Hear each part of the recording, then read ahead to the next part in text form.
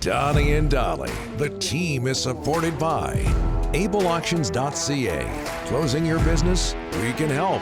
And King of Floors, your vinyl, laminate, and engineered flooring superstore.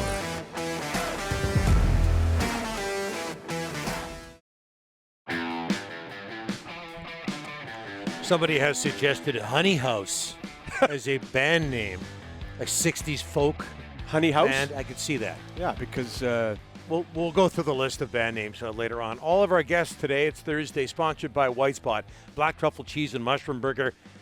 You know what I'm talking about. Try White Spot's new adventurous burger lineup. After all, burgers are kind of our thing. On now for a limited time at White Spot. We will see you soon as we bring in TSN Scouting Director Craig Button in Texas for the World Under-18s gold medal game tonight. Canada versus the Russians. Craig, how are you, sir? I am good, Donnie. How are you doing today? Very, very well. Canada beat Sweden yesterday, 8-1. You're down in Texas, as I just mentioned. Connor Bedard, who's from North Vancouver, with 3 goals. And the thing I noticed about, 2 of those goals is his shot. Is that his best weapon, Craig? What else is in his game? Here's what I would say, Donnie. When you're an elite player and you're a top-end talent, there's not one skill that stands out. There's many skills that stand out. And it's that ability to impact the game in multiple ways that makes stars so thrilling to watch, because you don't know if they're going to pass, you don't know if they're going to shoot, you don't know when they're going to shoot, you don't know where they're going to shoot. But guess what?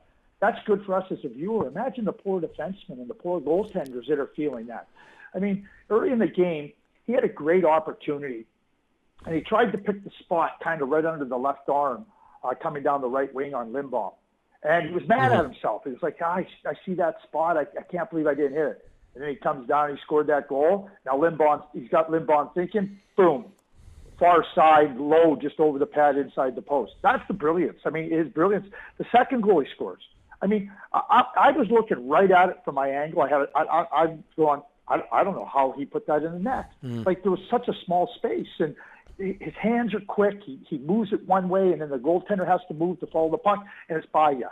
So his mind is brilliant. His puck handling is brilliant. His shot is brilliant, and quite frankly, Connor Bedard is brilliant. Yeah. And Craig, I was just watching those highlights. You mentioned the defensemen, the goaltenders. They played everything perfectly, and he still was able to score goals. Hey, what is he? It's a long way, a relatively long way to the 2023 draft, 2+ years. What does he have to focus on at the age of 15 for the next 2+ years? That's an excruciating weight for him, I imagine. Yeah, well, it would be, especially when you're competing at this level. So what I would say, what he's got to really focus on is that, when he starts to shave, you really want to make sure that he knows how to handle a razor, because you don't want those nicks. There's going to be a lot of cameras on him for a long time. Don't cut up your face. What I would say, all kidding aside, just time will pass. And as time passes, the maturity will come in different ways. One of the things that I always try to impress upon young players, and I will forever impress upon it, I call it the natural laws of maturity: physical, mental, and emotional. You can't speed them up. You know what? Work on your strengths, work with people that are really qualified, that understand where you're at this particular time in your physical maturity. Don't start putting on weight because somebody tells you have to be heavier. It's all about quickness. It's all about letting your body be able to handle everything that goes with adding strength. And that's the natural laws of maturity. So, he's going to work on all the skill parts of things, and he's going to have to learn a measure of patience. I mean, and that's probably the hardest thing for him, Donnie, is learning and being patient with himself, because we're talking about a precocious young man. He was a top player. He's exceptional status. He excels in the Western Hockey League bubble. Now he comes to the World Under-18 tournament, and he excels. And now you do look, you call it excruciating, it's 2 years, but he can't do anything about that. But what he will do, and he will do it, is he's going to work. He's going to do everything he can. He's going to get an opportunity as early as next December to play in the World Junior Tournament. So that gives him a real focus for something to aim for. and I wouldn't bet against him being on that team as a 16-year-old. And so, but again, be patient with yourself. He's not going to stop working. Driven people, excellence is always working. It's working outside the spotlight, and Connor Bedard exemplifies that. Craig, the number one story right now in the NHL, the Rangers Capitals last night. We had a pretty heated discussion in the first segment. What were your thoughts on what took place last night at Madison Square? What happened? I didn't say anything. Something happened that just line brawl, 6 fights. I think Billy Joel was there for a concert. Well, what would that be now? Like his 75th one at MSG? Yeah. Here's the way. I mean, there's this back and forth, Rick and Donnie, about hockey is in the spotlight. It's good for hockey. Well, if you think that that's good for hockey, well, then you're going to celebrate it. If you don't think it's good for hockey, then you're not going to celebrate it. I mean, I think if you wanted to really do a retro piece and show people what hockey looked like in the 70s, it was a great opportunity to go back in time. Do we want to go back to the 70s? Mm-hmm. Do we want to go back to something that was celebrated a long time ago? I don't. I don't want to go back to traveling in my dad's car while he smokes in the front seat and the windows are up. I don't want to do it. I love my dad. I love my family. I love those road trips. I don't want to go back. Did we have the same dad, Craig? Pardon me? Did we have the same dad? I think we all did, right? Yeah, no lying kidding. Down in the back, those people. But I don't want to go back there. And I'm never gonna. The players felt that was something that they needed to do, and I think I think Rick, for me, why did the players feel that that's what they had to do? I was clear the other day. I think the NHL Department of Player Safety missed it. I think they whiffed. I think they whiffed big time. You guys recall when Mike Matheson, I forget who the player was, but he threw him down to the ice and got suspended for 2 games. Yeah, Pedersen. Pedersen, Elias Pedersen. What do you mean you guys remember? How dumb am I? Yeah, okay. 2 game suspension. Probably all that smoke in the car. Okay, so okay, so they talk about precedent. They established the precedent for that exact play. They missed it. And now the players now, and to me, it's just sorry, I'm not buying it. And, I see all the comments, oh, yeah, who turned off their TV? Oh, okay, great. You know what?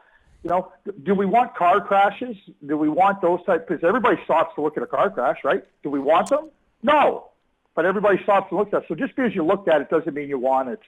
I just think it was a scenario that could have been with the right decision, the correct decision, maybe not a popular decision with some people, that this all could have been avoided. But, it starts at the top, and I always say leadership, and when things when something like this rears its ugly head, look right to the top. I think the Department of Player Safety missed it completely. And Craig, speaking of the top, the Rangers owner fires John Davidson, Jeff Gorton. They say that he was a little bit impatient with the rebuild, felt they should be moving along quicker. Your thoughts on Davidson and Gorton out in New York? Well, okay, so here's the fundamental problem. You're right again. I'm going to go right to the fundamental problem, is that everybody wants to speed up. The next quick rebuild will be the first one, right? Mm-hmm. So, let me just see. Kako is 19 years old. Lafreniere's 19 years old. Keandre Miller's 20 years old, right? They got a young team. So what? They're all of a sudden going to compete against the best players. Adam Fox is in his second year in the league, right? And you're looking at Shesterkin, who's still a rookie and everything. Oh, okay, I guess, yeah, because I think they should be better. They should be. It doesn't work that way. And, James Dolan has a terrific record of, abject failure with the New York Knicks. And look what he did there for years and years and years and years and years and years and years and years and years and years, right? Do it right. There's going to be a timetable on it. And whatever that timetable is, you have to recognize it. But when I hear it's not going as fast as I wanted it to, sorry. It's an empty rationale. If you want to make a change because you don't believe in the leadership, say that. But I don't know. Again, these teams in all sports, they do it again and again and again, and it's great because I'll be able to talk about it again and again and again. We wouldn't know what that's like here in Vancouver. Hey, Craig, let's go back to last night. And you say you don't want to see that in the game, and I totally understand that. But if you were in charge of the Rangers, if you were the GM of the Rangers, would you have been disappointed if they didn't respond the way they did? Yeah, I think that you have to have a trust in what you're trying to do with with your team and your group. And I don't think it's about the manager so much. I think the manager sets a tone for what you want your team to be, stand up for themselves. Like, I think you always want your team to stand up for themselves, and it might not be always exactly what you want them to do.